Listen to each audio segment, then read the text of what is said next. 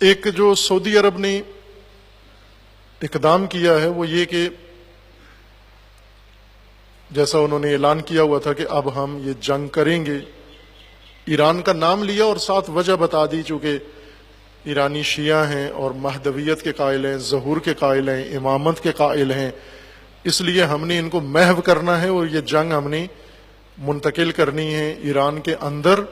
ایک پہلے انہوں نے ضرب لگائی تھی، وار کیا تھا ایران کے اوپر، ایرانی پارلیمنٹ پر، دہشت گرد گھسے اور چند افراد کو وہاں قتل کیا، اور اسی طرح مرکز امام خمینی رضوان اللہ تعالیٰ علیہ کے حرم میں روزے میں داخل ہوئے اور وہاں چند شہادتیں ہوئیں۔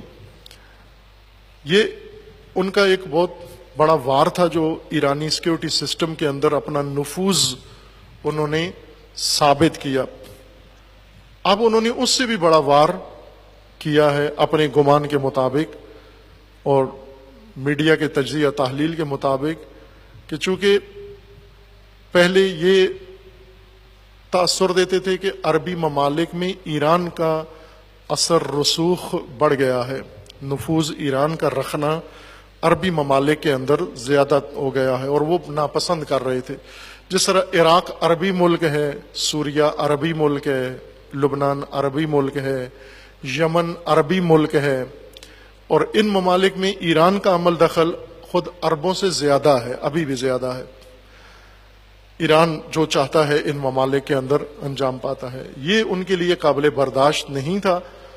اب اس کے جواب میں انہوں نے یہ کارروائی کی ہے کہ عراق سے ایک لیڈر شیعہ توڑا ہے، اپنے ساتھ ملایا ہے، مقتدی صدر، معروف شخصیت ہے، جانی پہچانی، ساری دنیا انہیں جانتی ہے، کہ پچھلے ہفتے انہوں نے دورہ کیا ہے باقاعدہ سعودی عرب کا، اور موجودہ ولی عہد کہ جو اصل بادشاہ ہے اس وقت محمد بن سلمان، اس کے ساتھ جا کر ملاقات کی ہے اور عربیت کے محور کے اوپر بات کی ہے کہ عجم اور عرب کا مسئلہ ہے، ہم نے عربیت کو بنیادیں مضبوط کرنی ہے، چونکہ عراق بھی عرب ہیں، سعودیہ بھی عرب ہیں، اور یہ عرب ممالک آپس میں اتحاد کریں، عوام آپس میں ملیں، ایک مرکز بنائیں، عربی اور عجم کا مقابلہ کریں، یعنی ایران کا مقابلہ کرنے کے لیے مقتدی صدر باقاعدہ وہاں گئے، ان کی تصویریں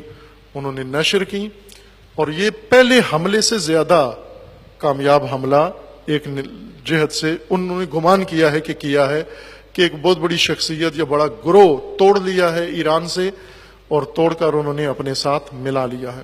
اس کے بعد خبریں انہوں نے خود ہی، سعودی اخبار نے خبر نشر کی کہ ایک اور بڑا رکن توڑ رہے ہیں ایرانی اتحاد سے، عراق سے، اور اسے بھی اپنے ساتھ ملا رہے ہیں، اور وہ ہیں عمار حکیم، شہید باقر حکیم کے بھتیجے، جو ابھی تک اس گروپ کو لیڈ کر رہے تھے، مجلس اعلیٰ کو، اور انہیں بھی انہوں نے اعلان کیا کہ ہم نے توڑ لیا ہے، اور اس ہفتے ان کا دورہ تھا سعودی عرب کا، وہ مجلس اعلیٰ سے نکل گئے ہیں اور انہوں نے اپنی حزب حکمت الگ سے بنا لی ہے، حزب حکمت قومی یا ملی، اس طرح سے انہوں نے الگ جماعت بنا لی ہے، اور وہ بھی عربیت کے محور میں اور نعرے میں آئے ہیں، اور سعودی عرب کے ساتھ وہ بھی اتحاد پر مائل نظر آتے ہیں۔ خبروں میں ابھی تک دورہ کیا نہیں انہوں نے، لیکن خبروں میں آیا ہے کہ یہ دو بڑی کامیابیاں سعودیہ نے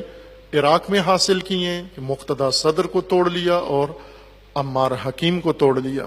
یہ ان کے اپنے گمان کے مطابق ہے، لیکن حقیقت میں انہیں یہ کام کر کے مقتدی صدر نے اپنی رسوائیوں میں ایک اور رسوائی بڑھا دی ہے، اضافہ کر دی ہے، اور اپنی بے بصیرتی اور کج فہمی اور نادانی کو بالکل مہر لگا دی ہے اس کے اوپر، جو پہلے سے وہ کر رہے تھے، مختلف مواقع کے اوپر انہوں نے یہ کام کیا۔ ایک زمانے میں عراق کے مراجع، 4 مرجع ہیں، مرجع تقلید، ان میں سے 3 عراقی نہیں ہیں، غیر عراقی ہیں، ایک ایرانی ہیں، 2 پاکستانی ہیں، ایک اصل میں افغانی ہیں لیکن شناختی کارڈ پاسپورٹ ان کے پاس پاکستانی ہیں۔ انہیں فوراً ہی صدام کے گرنے کے بعد فوراً کہا کہ آپ نکل جائیں، عراق سے نکل جائیں.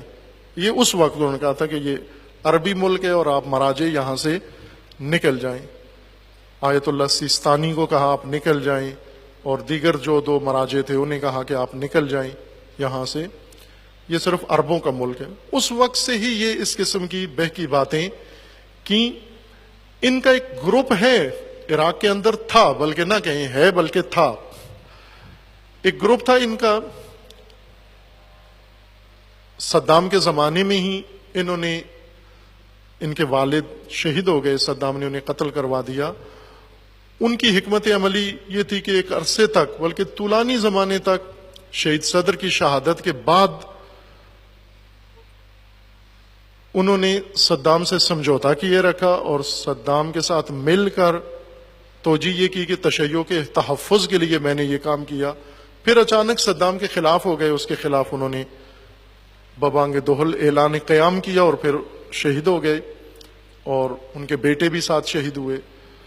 اس وقت سے ایک مضبوط گروہ تشیع کا صدری تحریک کے نام سے معروف تھے. یہ صدری گروہ جو صادق صدر یا محمد صدر کے پیروکار تھے، ان کے والد کے، اور اب یہ اس کو لیڈ کر رہے ہیں.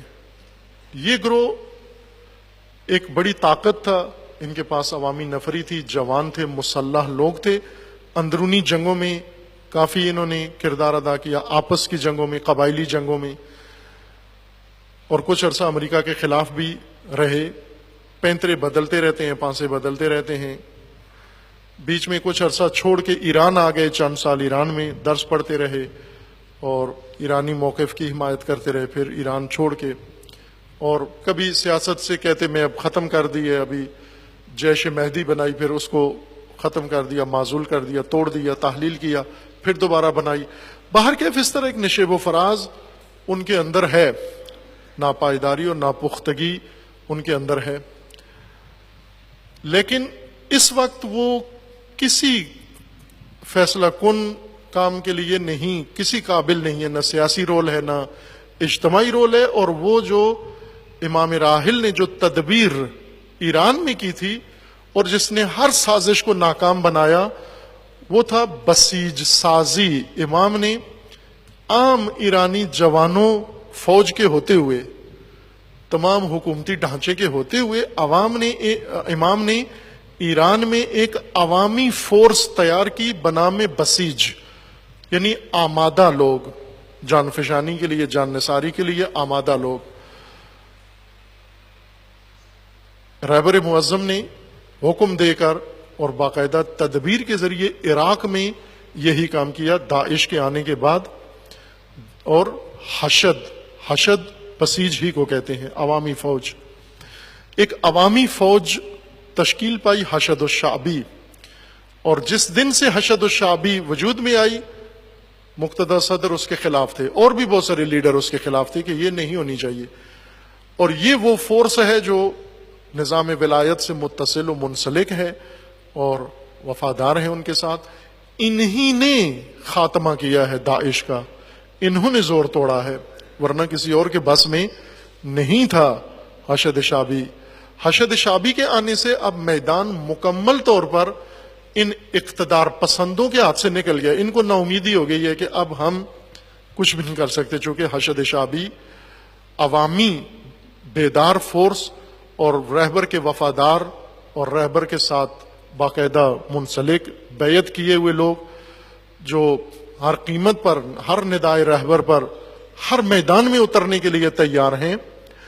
اسی سے وہ ڈرتے تھے کہ اگر عراق کے اندر یہ فورس قائم ہو جاتی ہے، یہ گروہ بن جاتا ہے، پھر ان کے ہاتھ سے سب کچھ نکل کے ولایت فقیہ کے ہاتھ میں چلا جائے گا. اس لیے وہ کہتے تھے داعش بہتر ہے.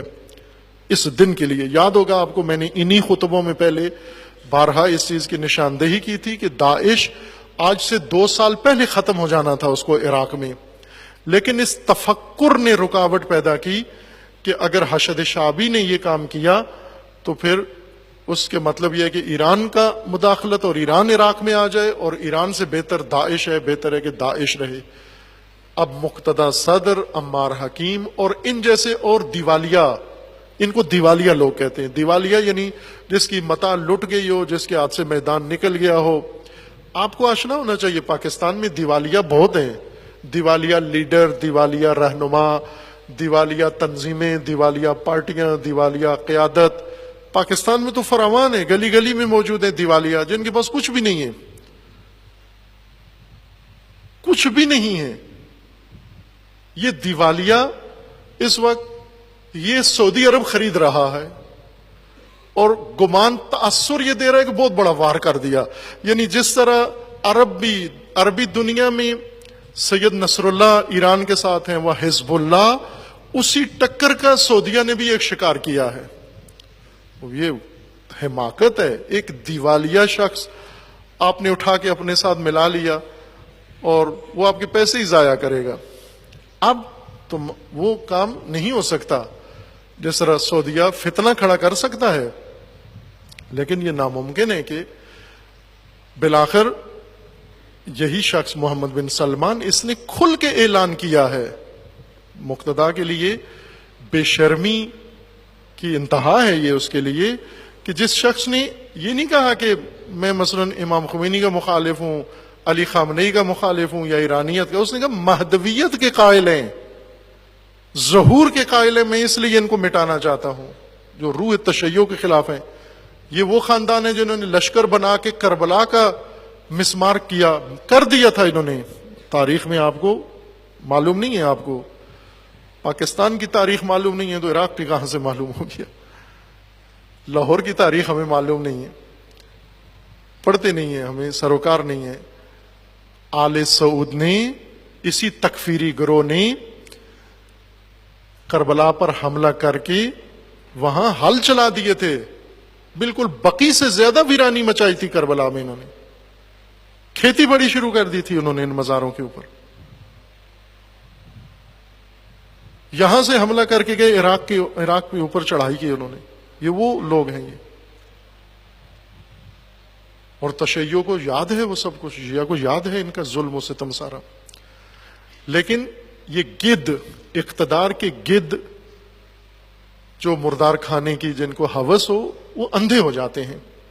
پاکستان میں بھی ایسے ہیں، اس طرح کے گدھ ہیں. سعودی سفارت خانے کے ساتھ منسلک لوگ، سعودی سفارت خانے سے تنخواہ لینے والے علماء ہیں، باقاعدہ شیعہ علماء سعودی سفارت خانے سے منتھلی لیتے ہیں. یہ گدھ ہر جگہ ہیں، یہ دیوالیہ ہر جگہ ہیں. ان کو ساتھ ملا کے اور ان کی تصویریں دنیا کو دکھا کے تو یہ تاثر دے رہے ہیں کہ بہت بڑا شکار مار لیا انہوں نے. کچھ بھی ہاتھ نہیں آیا تمہارے، بلکہ رسوائی کے علاوہ کچھ بھی تمہیں نصیب نہیں ہوگا، اور دونوں ہی رسوا ہوں گے. اور بھی جو اس طرح کا تفکر رکھتا ہے وہ ہوگا. آپ توجہ کریں عزیزان کہ اگر ایک ملت جو امامت کا نظریہ رکھتے ہیں، ولایت کا نظریہ رکھتے ہیں، اور امامت کی نشانیاں سب سے زیادہ عراق کے اندر ہیں، مزار ائمہ کے سب سے زیادہ عراق کے اندر ہیں، اور اب جب موقع ملا ہے، یہ تکرار ہوتا رہے گا یہ سب کچھ، اگر تشیع عراق کا امامت کی طرف آئے، اور اگر تشیع آ جاتا ہے امامت کی طرف، اہل سنت بھی امامت کی طرف آ جائیں گے. چونکہ اہل سنت کے اندر بھی تصور، اصل نظریاتی تصور امامت کا ہے.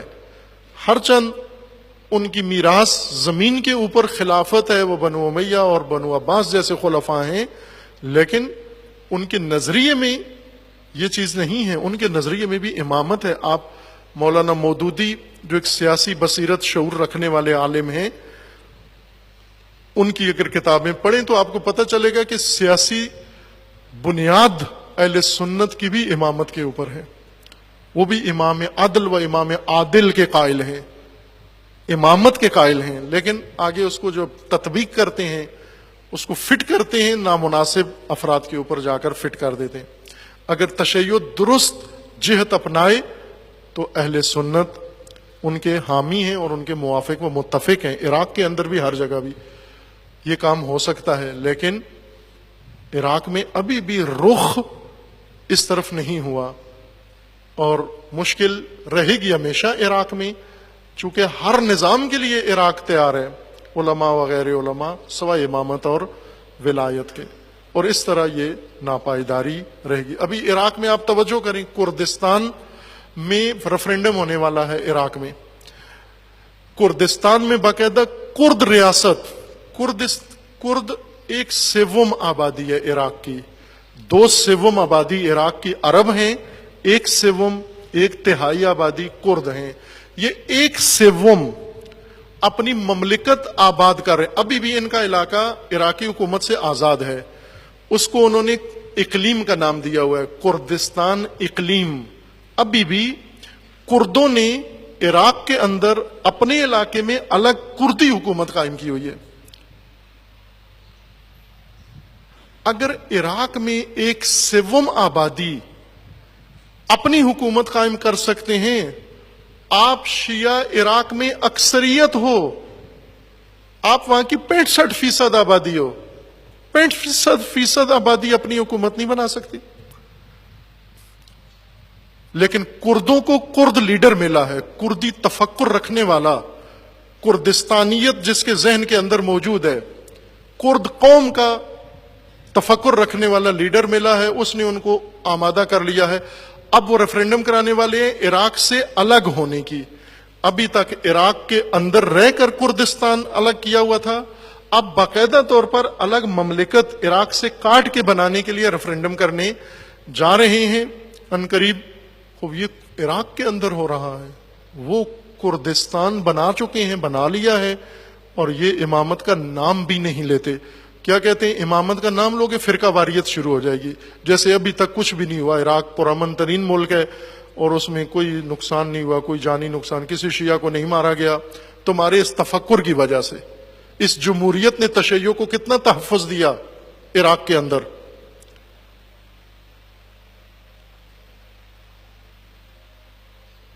یہ المیہ ہے عراق کا، اور ممکن ہے اس طرح کے اور بھی واقعات پیش آئیں جب تک عراق اپنی اساس کی طرف لوٹ کر نہیں آتا۔ یہ امید ہے انشاءاللہ حشد شعبی، جو ابھی ایک آگاہ طبقہ جوانوں کا، جنہوں نے واقعاً اہم کارنامہ انجام دیا، اپنا ملک دہشت گرد ترین، سفاک ترین اور درندہ ترین افراد کے شر سے اپنا ملک بچایا ہے۔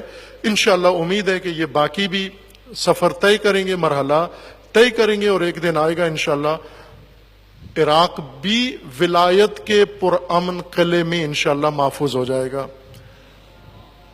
اور اسی طرح اس کے اثرات خطے میں پڑیں گے، دیگر ممالک عرب و غیر عرب ممالک کے اندر۔